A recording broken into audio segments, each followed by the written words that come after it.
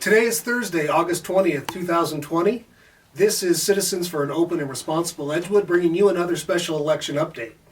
I am Adrian Terry, and I am joined once again by Jerry Powers. Jerry, welcome. Thanks, Adrian. You know, July 4th is Independence Day for our nation, but August 24th of this year could be Independence Day for our town. This is an important special election about how the town of Edgewood is going to be governed. We want to remind you that the election is ongoing, that ballots are being cast and counted as we speak. If you have not received your ballot, please check your mail.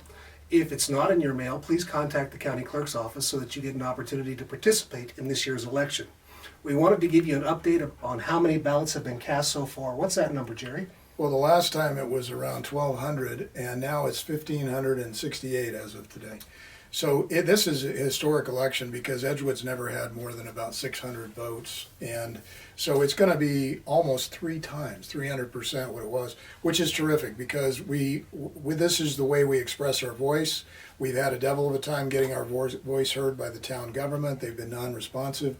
Our goals are an open and transparent government. So the way we do that is we use our vote. And I'm so happy that everybody's doing it. I want to thank everybody.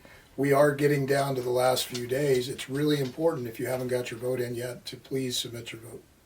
Now, one of the things that we believe in our quest for openness and transparency is we also believe in the free marketplace of ideas. We're not afraid of debate. We're not afraid of talking through issues so that we can determine the best course of action for this community as we move forward. But it's important that you participate in this vote and make your voice heard. And we actually believe that by participating in this election, by attempting to change the form of local government to something that decentralizes power, is the type of action that will begin the process of restoring to the people the power of the government through the representatives who are supposed to represent our interests. Yeah, and the reason we did this, this is Citizens for an Open, Responsible Edgewood. There's hundreds and hundreds of us. They probably only see our talking heads, periodically, but there are hundreds and hundreds of people involved in this. And when we started this, it was because in attending the town meetings, it was obvious that most of this was not out in front. There were closed session meetings going on. There were references to things that were shut down if one of the counselors would bring it up. The public, even I did, and I think you did and Tom did, got castigated for expressing our opinions. So government can't be a reflection of the people that live there unless they have an opportunity to speak, and that should be welcomed. So in transforming this government, this was the first step, is opening it up into the commissioner-manager form of government. And just to remind people of the timelines, today is a Thursday and this election ends on Monday. Right. So it's a very short window of time for you to cast your vote if you haven't done so already. And you may want to consider one of two options if you are casting a ballot at this time. The first is to make special arrangements to send it by priority or overnight mail so that it makes it to the clerk's office in time, because it has to be received by Monday, August 24th, 7 p.m. in the evening. You may also want to consider taking your ballot to the Santa Fe County Clerk's office. They have a polling location there. If you do take your ballot to the clerk's office, they are located in the old district courthouse.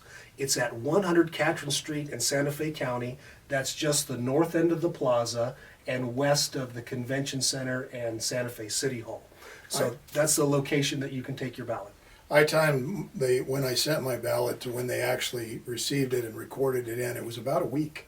So there's no way it's going to get there if you drop it in the mail. So if you haven't sent it yet, please send it you can take it to the post office and do overnight delivery, and they will ensure that it gets there the next day, or you could drive it up there. But I think overnight delivery is an easier way to do it. And one of the things that we want to remind you of is who we are as an organization. We are a loosely affiliated group of local citizens who are concerned about what's taking place in our local community. We comprise all of the political parties. We have Democrats, that's me. We have Republicans, that's you. We have Libertarians, we have Independents. So the issues that we are presenting in this petition that are up for election in this on this question of whether to change the town government is not a partisan issue. It's about what's right for Edgewood. And one of the things we've noticed is here in the last week, there has been a frenzy of activity from the town government, the insiders, planning and zoning board, the mayor's political appointees, to really kind of quash the idea of open government through the commission manager form of government. And you have to ask yourself, why would any mayor oppose a more open style of government? So there's an agenda going on that they don't want to hear from the people. We think that the government should be a reflection of the people who live here, so that the town becomes and stays a reflection of the lifestyles that we value here. Absolutely true, and I think it's also important to note that for those who are detractors of this change in the town's local government, for the most part, their principal argument is that it's going to cost the town too much money. We just want to remind the folks that through our information campaign over the last 2 years, what we've discovered is tens of millions of dollars being spent on a residential sewer collection system that nobody wants, tens of million dollars being proposed to purchase a water company that the citizens already have access to, and what appears to be waste and perhaps even fraud in the way town monies are spent. We actually believe that cost is one of the most important reasons for this change in local government. Frankly, we believe it's a change that we cannot afford not to do. The funny thing about that argument, Adrian, is that if you go to the City Managers Association, we pulled down some information. The town budget actually benefits efficiency-wise by about 10%. Costs go down 10% overall, and that's in a $4 million budget. That's a lot of money. So it's more efficient rather than less efficient, and it opens up the opportunity for people to get their word in edgewise, as it was in these town meetings, and it creates a more open environment that runs more efficiently, and corruption is reduced by roughly about 60% on average. Well, we are on a ship in the ocean, and politics is deep water, my friend. At this point, we are engaged in an effort to remove a rogue captain. If we're successful in the special election, then we need to take the boat, turn it around, and start sailing back to land. So I just want to again encourage everybody, please get your votes in. If you have any questions, you can call the county clerk's office. You can send your ballot if you still have it and haven't voted it yet by overnight delivery to the county clerk in Santa Fe. As long as it's there by Monday, it will be counted. Bringing you the information that you need to know about local affairs in the town of Edgewood. This is Citizens for an Open and Responsible Edgewood. Stay tuned, and we'll see you next time.